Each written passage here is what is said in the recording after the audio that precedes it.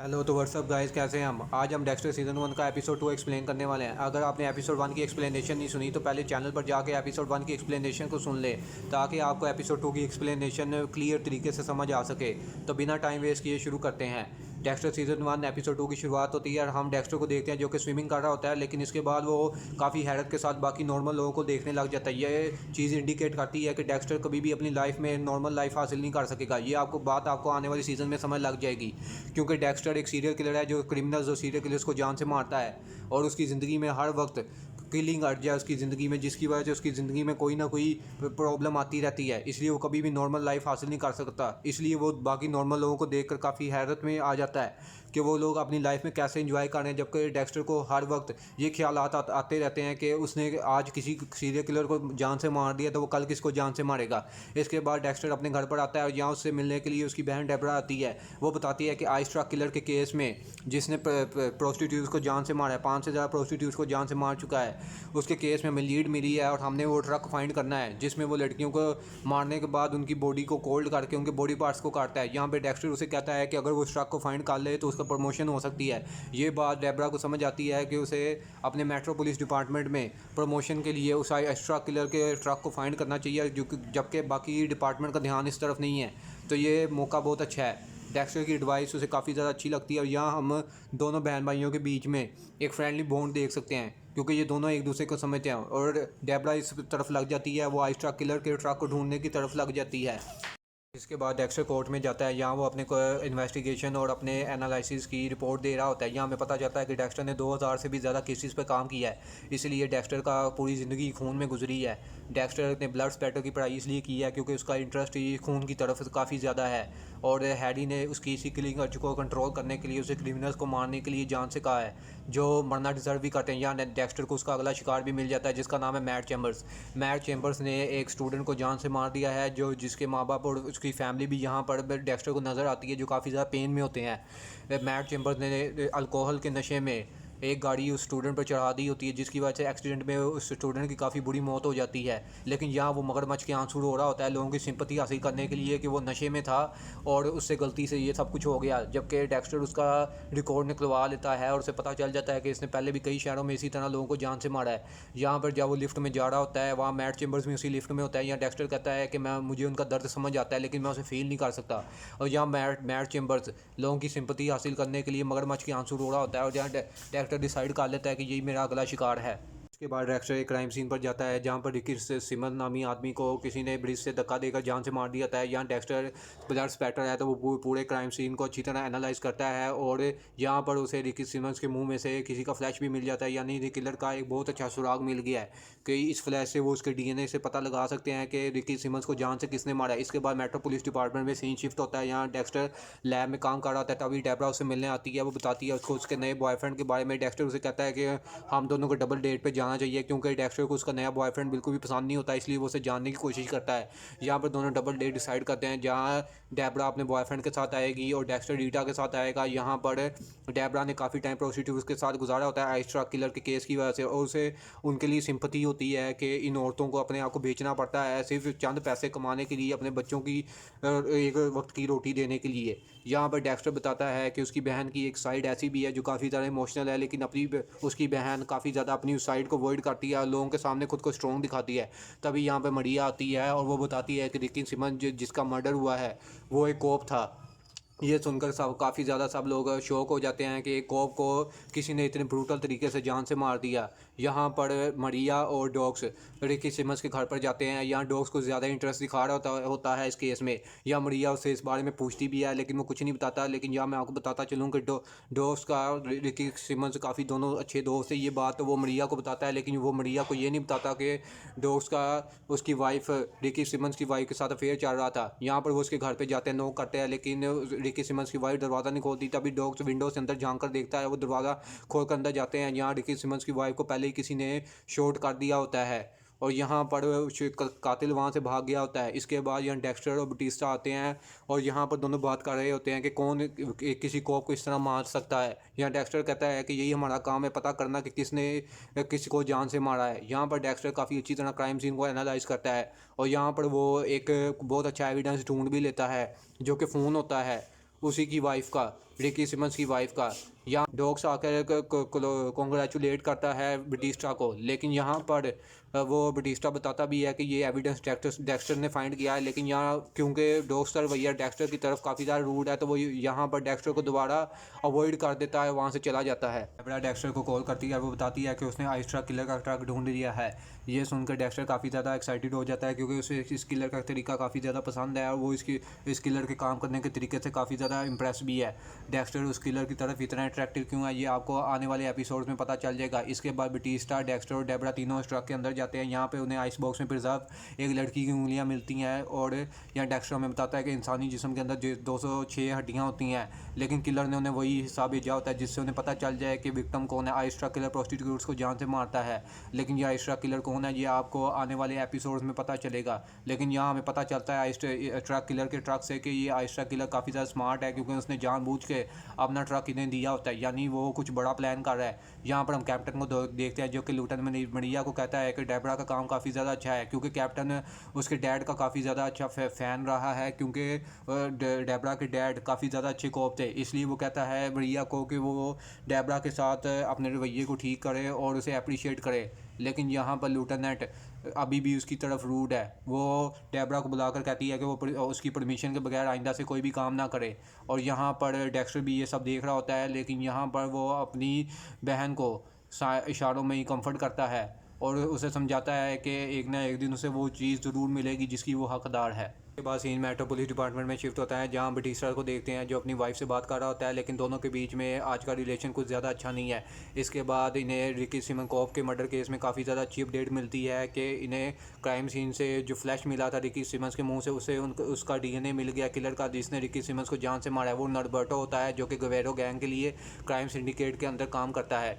यहाँ पर ये जैसे ही ये लीड मिलती है डॉक्स जाकर नॉर्बर्टो को अरेस्ट कर लेता है जो कि गवेरो के साथ इस वक्त गेम खेल रहा होता है। यहाँ पर गवेरो उसे यही कहता है कि ये दुनिया काफ़ी ज़्यादा डेंजरस है। उसके कहने का ये मतलब होता है कि वो उसकी गैंग के बारे में कुछ भी बके ना, क्योंकि रिकी सिमंस अंडर कवर होकर गवेरो की गैंग में ही काम कर रहा था, यानी गवेरो ने ही रिकी सिमंस को जान से मरवाया है, लेकिन ये काम नॉर्बर्टो ने किया है गवेरो के कहने पर। इसी तरफ हम मैट चैम्बर्स को देखते हैं जहाँ डेक्स्टर भी उसे देख रहा होता है। वो कोर्ट में सिंपैथी लोगों की हासिल करने के लिए मगरमच्छ के आंसू रो रहा होता है। वो उन्हें कहता है कि जब ये हादसा हुआ, जब उस टीनेज लड़के को गाड़ी से कुचला गया, वो गाड़ी वो नहीं चला रहा था क्योंकि वो 1 घंटा पहले चोरी हो गई थी, जो कि बहुत बड़ा झूठ होता है। लेकिन यहाँ वो लोगों के साथ ट्रिक कर लेता है और इस केस से बच जाता है। डेक्स्टर उसे जाते देख रहा होता है और यहाँ डेक्स्टर डिसाइड कर लेता है कि ये तो पक्का उसका शिकार अगला ज़रूर बनेगा।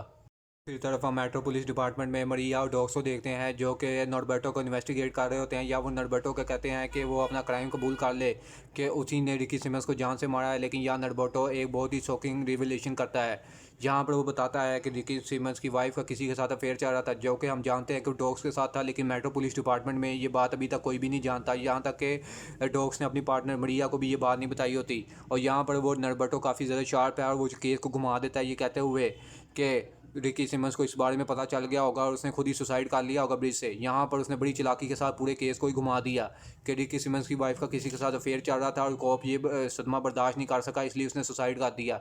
यहाँ पर मेट्रोपोलिस डिपार्टमेंट सभी ऑफिसर समझ जाते हैं कि हम इतनी आसानी से ये नॉर्बर्टो को इन्वेस्टिगेट कर उससे उसका कन्फेशन रिकॉर्ड नहीं करवा सकते, इसलिए उन्हें कोई प्रॉपर एविडेंस चाहिए। ये क्राइम सीन को ज़्यादा इन्वेस्टिगेट करते हैं। यहाँ पर बटिस्टा और डेक्स्टर क्योंकि काफ़ी ज़्यादा अच्छे फ्रेंड्स हैं और दोनों की काफ़ी बनती भी है, दोबारा क्राइम सीन को इन्वेस्टिगेट करते हैं। और यहाँ पर इन्हें एक और क्राइम डीएनए मिल जाता है, दोनों डीएनए को मैच किया जाता है और यहाँ पता चलता है कि जिसने रिकी सिमंस को शूट किया था उसके घर पर जाके वो और कोई नहीं नॉर्बर्टो ही था। यहाँ पे दोनों केसेस में दोनों जगहों पर उसका डीएनए मिल जाता है, जिससे ये साबित हो जाता है कि नॉर्बर्टो ने ही रिकी सिमंस को और उसकी वाइफ को जान से मारने की कोशिश की है, जिसमें वो कामयाब भी हो गया। उसने रिकी सिमंस को जान से मार दिया, लेकिन रिकी सिमंस की वाइफ अभी हॉस्पिटल में सर्जरी करवा रही है और हो सकता है वो भी ज़िंदा ना बचे। लेकिन डॉक्स इससे खुश है कि फाइनली जस्टिस मिलेगा रिकी सिमंस को, उसके फ्रेंड को।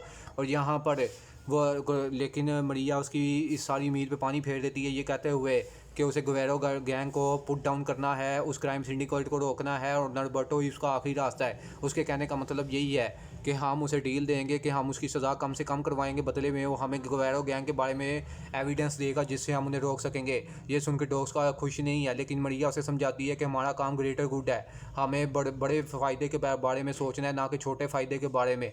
डॉग्स इससे बिल्कुल भी खुश नहीं है, लेकिन मरिया के कहने पर वो वहाँ चुप हो जाता है और मान जाता है कि नटबट्टो को डील देंगे कि इन दोनों मर्डर केसेस में से कम सज़ा होगी, बदले में वो गुवेरो गैंग के बारे में उनको सारी इन्फॉर्मेशन देगा जिसके बिहाफ पे वो उन्हें अरेस्ट कर सकेंगे और गुवेरो गैंग को ख़त्म कर सकेंगे मियामी से। उसके बाद हम पास का सीन देखते हैं जहां हम डेक्स्टर के स्टेप डैड हैरी को देखते हैं, जो कि उसे बताते हैं कि उसका दोस्त डेवी, जिसे जान से मार दिया गया, जो कि कोप था, वो उसके लिए इंसाफ चाहते थे, लेकिन उन्हें इंसाफ नहीं मिला क्योंकि उन्होंने जब उसे अरेस्ट किया जिसने डेवी को यानी कोप को जान से मारा था, तो जज ने कहा कि ये रेड सही नहीं थी, सही तरीके से लीगल वे से उसे अरेस्ट नहीं किया गया और उसे छोड़ दिया गया, जिससे उसके डैड हैरी काफ़ी ज़्यादा डिप्रेस्ड होते हैं कि एक कोप को मारने पर किसी ने कुछ नहीं किया। ये चीज़ डेक्स्टर के दिमाग में ये बात मज़ीद बिठा देती है कि ऐसे क्रिमिनल्स को जो लूप होल का फ़ायदा उठा के लॉ से बच जाते हैं, या सीरियल किलर जो लोगों को जान से मारते हैं, उनका मर जाना ही बेहतर है। में डेक्स्टर मैट चेम्बर से जाकर क्लब में मिलता है, यहाँ वो अपनी बातों में उसे फंसा लेता है, उसके साथ फ्रेंडशिप को बढ़ाता है। यहाँ पर वो मैट चेम्बर्स को मारने से पहले उसके बारे में सारा इन्फॉर्मेशन निकालना चाहता था। या मैट चेम्बर जिस गिलास में ड्रिंक पीकर जाता है, मैं यहाँ पर डेक्स्टर बड़ी चालाकी से साथ उस गिलास से उसके फिंगरप्रिंट्स ले लेता है। उसके बाद अब डाटा में जाकर, क्योंकि वो मियामी मेट्रो पुलिस डिपार्टमेंट में काम करता है, तो वो डेटा से मैट चेम्बर्स की सारी इन्फॉर्मेशन निकलवा लेता है कि कैसे वो शराब के नशे में पहले भी कई लोगों की ज़िंदगी तबाह कर चुका है। और यहाँ डेक्स्टर डिसाइड कर लेता है कि इसका मरना भी ज़रूरी है, और यहाँ डेक्स्टर उसे मारने के लिए प्लान करना शुरू कर देता है। डेक्स्टर और डेबरा दोनों डबल डेट पर जाते हैं। यहाँ डेबरा अपने बॉयफ्रेंड के साथ काफ़ी ज़्यादा रोमांटिकली इन्वॉल्व हो रही होती है। डेक्स्टर को ये सब पसंद नहीं, क्योंकि डेक्स्टर को उसकी सिस्टर का नया बॉयफ्रेंड बिल्कुल भी पसंद नहीं। यहाँ पर रीटा डेबरा और उसके बॉयफ्रेंड को रोमांटिकली इन्वॉल्व होता देख कर काफ़ी ज़्यादा इनसिक्योर फील कर रही होती है, क्योंकि उसके और डेक्स्टर के बीच में अभी तक रोमांटिक इंटीमेसी बन नहीं सकी, और दोनों के रिश्ता तो अच्छा जा रहा है, लेकिन दोनों ही रोमांटिकली एक दूसरे के साथ इन्वॉल्व नहीं हो पा रहे। दूसरी तरफ हम प्रिजन में देखते हैं जहाँ गार्ड नटबर्टो को लेने आता है। यहाँ नटबर्टो को कहता है कि गुवेरो गैंग ने अपना सलाम भेजा है, और यहाँ वो नटबर्टो को जान से मार देता है। इससे हमें पता चलता है कि गुवेरो गैंग का मियामी में कितना दबदबा है, कि उन्हें पता था नटबर्टो उनके खिलाफ अपना मुंह खोल देगा, इसलिए उन्होंने उसे जान से ही मरवा दिया प्रिजन के अंदर ही, और वो भी एक पुलिस वाले के हाथों। बटो ने एक पुलिस वाले को जान से मारा था, और यहाँ प्रिजन में उसे भी एक पुलिस वाले ने जान से मार दिया। So there is some justice in that. Dexter को देखते हैं जो कि रीटा के साथ होता है, यहाँ वो उसके बच्चों को सुला रहा होता है। इसके बाद ये दोनों बात करते हैं, ये दोनों दोबारा इंटीमेट होते हैं, लेकिन अभी तक रीटा अपने ट्रॉमा से निकली नहीं होती, इसलिए इन दोनों की इंटीमेसी दोबारा काम नहीं करती। यहाँ पे डेक्स्टर उसे कंफर्ट करता है, उसे कहता है कि वो दोबारा इसे ट्राई करेंगे। यहाँ पर रीटा काफ़ी ज़्यादा खुश होती है कि डेक्स्टर उसे समझने की कोशिश कर रहा है, वो उसे हक कर लेती है। यहाँ पर डेक्स्टर टीवी ऑन करता है और टीवी पर चल रही न्यूज़ को सुनकर वो भी शॉक हो जाता है कि किसी ने नटबर्टो को जान से मार दिया, और यहाँ वो समझ जाता है कि गुवेरो गैंग ने नटबर्टो को जान से मरवा दिया प्रिजन के अंदर, ताकि वो उनके खिलाफ कुछ बोल ना दे। ये सुनकर, ये देखकर कि गुवेरो गैंग कितनी ज़्यादा खतरनाक है, डेक्स्टर भी शौक हो जाता है। वो समझ जाता है कि उसे गुवेरो गैंग का कुछ ना कुछ बंदोबस्त करना पड़ेगा। इन मेट्रो पुलिस डिपार्टमेंट पर शिफ्ट होता है, जहाँ पर मरिया डेबरा को बुलाती है। यहाँ कैप्टन भी होते हैं, वो उसे बताती है कि उसका प्रमोशन कर दिया गया है, क्योंकि उसने आइस ट्रक किलर केस पर काफ़ी ज़्यादा अच्छा काम किया। यहाँ पर डेबरा काफ़ी ज़्यादा खुश होती है, या कैप्टन उसे बताता है कि तुम भी अपने ओल्ड मैन की तरह काफ़ी ज़्यादा अच्छा काम करती हो। यहाँ पर वो उसके फादर को रेफरेंस कर रहा होता है कि डेबरा भी अपने फादर की तरह काफ़ी ज़्यादा अच्छी कोप बनेगी। यहाँ पर वो कैप्टन को हक कर लेती है, क्योंकि वो कैप्टन को एज अ फादर फिगर देखती है, और कैप्टन भी उसे एज अ डॉटर की तरह देखता है, और डेबरा के लिए काफ़ी ज़्यादा अच्छा सोचता भी है कि वो इस डिपार्टमेंट को काफ़ी ज़्यादा अच्छी सर्विस दे सकती है। यहाँ पर मरिया उसे कॉन्ग्रेचुलेट करती है उसी प्रमोशन पर। जब डेबरा वहाँ से चले जाती है, मरिया कहती है मैं इस बारे में श्योर नहीं थी, या कैप्टन कहता है कि मैंने ही तुम्हें प्रमोट किया था। यहाँ हमें पता चलता है कि मरिया ने उसे वॉइस से होमोसाइड डेबरा को अपनी मर्ज़ी से प्रमोट नहीं किया, बल्कि कैप्टन के कहने पर किया। लेकिन यहाँ कैप्टन कहता है कि तुम्हें लाने वाला भी मैं ही था, और डेबरा काफ़ी ज़्यादा अच्छा काम करेगी, तुम्हें बस उस पर भरोसा होना चाहिए। या मेट्रो पुलिस डिपार्टमेंट से जाने लगती है, तभी वो डॉग्स को देखती है जो कि कारा सिमंस के केस पे भी काम कर रहा होता है। यहाँ पर आकर वो डॉग्स को एक सैड न्यूज़ देती है कि कारा सिमंस जो रिकी सिमंस की वाइफ थी, उसका हार्ट अटैक की वजह से डेथ हो गई, वो डॉक्टर्स उसे नहीं बचा सके। ये सुनकर डॉग्स काफ़ी ज़्यादा शौक हो जाता है, और काफ़ी ज़्यादा सैड भी, क्योंकि वो उसे काफ़ी ज़्यादा प्यार करता था। यहाँ पर मरिया कहती है कि मैं जानती हूँ तुम्हारा उसके साथ कुछ ना कुछ अफेयर था। यहाँ पर डॉग्स भी एक्सेप्ट कर लेता है कि उसका रिकी सिमंस की वाइफ के साथ अफेयर था, और जैसे ही रिकी सिमंस अंडर कवर गुवेरो के लिए अंडर काम कर रहा था उस सिंडिकेट को एक्सपोज करने के लिए। लेकिन जैसे ही वो वापस आता यहाँ पर वो उसकी वाइफ उसे डिवोर्स ले लेती, लेकिन वो इस अंडर कवर ऑपरेशन के दरमियान उसे डिस्टर्ब नहीं करना चाहती थी, इसलिए हम दोनों वेट कर रहे थे। अगर बुक्स के मुताबिक देखें तो मरिया कहती है कि मुझे तुम्हें इस केस से हटा देना चाहिए, लेकिन दोनों पुराने पार्टनर्स हैं तो वो कहती है कि तुम इस केस पर काम करो, क्योंकि मरिया डॉग्स पर काफ़ी ज़्यादा ट्रस्ट करती है और डॉग्स उसे थैंक्स कहता है क्योंकि दोनों की पार्टनरशिप काफ़ी ज़्यादा अच्छी है। और इतना सब होने के बावजूद मरिया उस पर ट्रस्ट करती है। दूसरी तरफ हम डेप को देखते हैं जो कि डेक्स्टर के साथ सेलिब्रेट कर रही होती है उसकी प्रमोशन को, लेकिन यहाँ पर डेक्स्टर रेस्टोरेंट में न गुवेरो को देखता है। यहाँ वो वॉशरूम में उसके पीछे जाता है और उसे इंजेक्ट करने वाला होता है, लेकिन यहाँ वो कुछ भी नहीं करता क्योंकि उसके प्लान्स गुवेरो के लिए कुछ और है। कुछ छोड़ कर मैट चेम्बर को किडनैप कर लेता है और उसी की तरह तैयार करता है जिस तरह वो अपने हर शिकार को तैयार करता है। मैट चेम्बर्स पहले बहुत झूठ बोलता है। इससे सबसे पहले वो लाकर मैट चेम्बर्स को लैपटॉप में उसी विक्टिम जिस बच्चे को उसने जान से मारा उसकी वीडियो दिखाता है कि उसकी फैमिली कितनी खुश थी, लेकिन तुमने सब बर्बाद कर दिया। वो अगले साल यूनिवर्सिटी जाने वाला था हार्वर्ड में, जहाँ पर मैट चेम्बर झूठ बोलता है मगरमच्छ के आंसू डेक्स्टर के सामने रोता है कि मैंने कुछ नहीं किया, लेकिन वो डेक्स्टर को बेवकूफ़ नहीं बना सकता।